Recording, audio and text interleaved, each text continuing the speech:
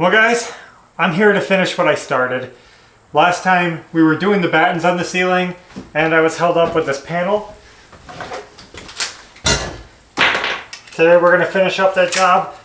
Let's get the power turned off. So what we're doing is finishing up ceiling battens.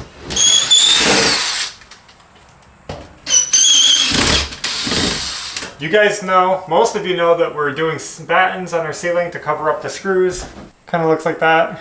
Well, all I have to do is finish off this part of the wall here where the panel is so that I can do one more batten. So I'm gonna have to look at my panels, see what scraps I have left over. If I could find one piece that I can just cut out the panel from, that'd be better because I could eliminate these cracks right here. So let me go scrounge around, see what I can find. You guys know I like wearing earmuffs to protect my hearing while I'm working. Well, these are getting pretty worn out. I've used them so much.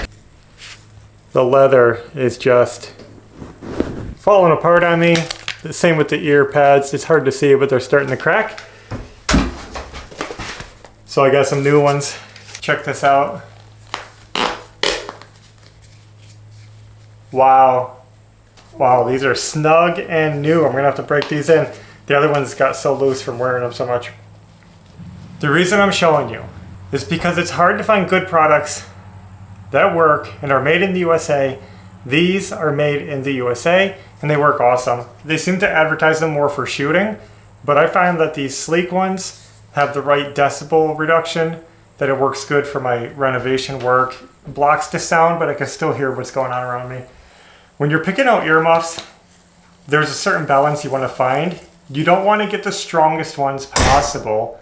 You want to get the ones that protect your hearing but allow you still to be active in your work zone, whatever you're doing. You want to be able to hear things, be aware of things, but just not be damaging your hearing. So these work good for me.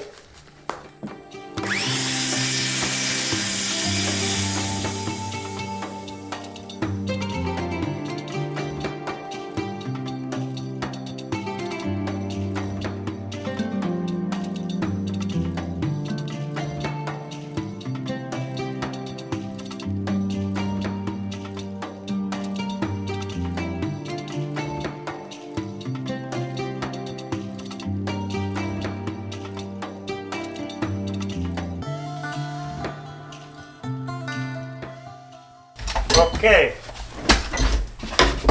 there it is. Let's test it out.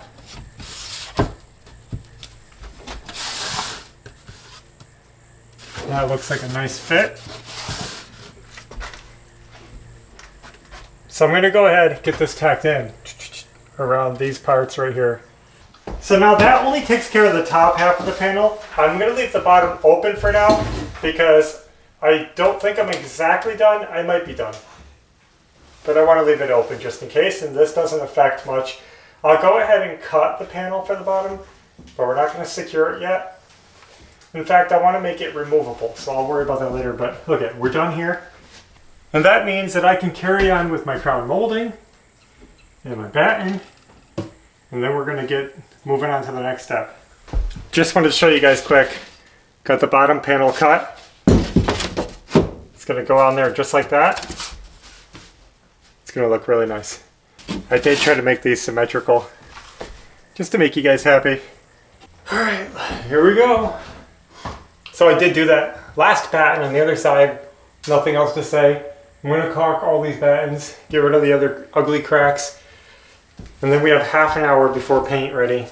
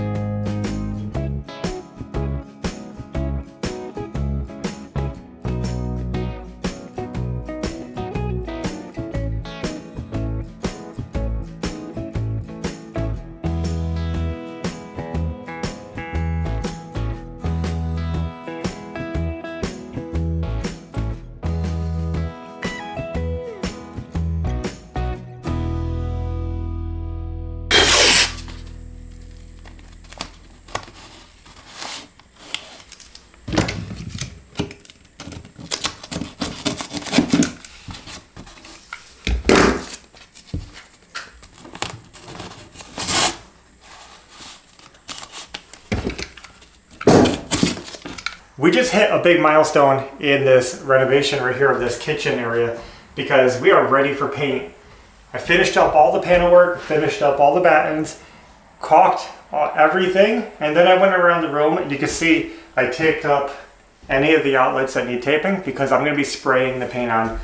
This area is going to be all white, the same color as the ceiling on the walls. So we don't have to worry about anything. It's going to be an easy job and it's going to speed things up a lot. I know some of you guys were excited and waiting to see what color we are doing in the kitchen, in the dining area.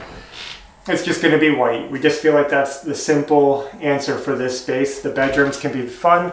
The living space, we're going to keep it simple. So I'm getting geared up right now and I'm going to do this as quickly as I can.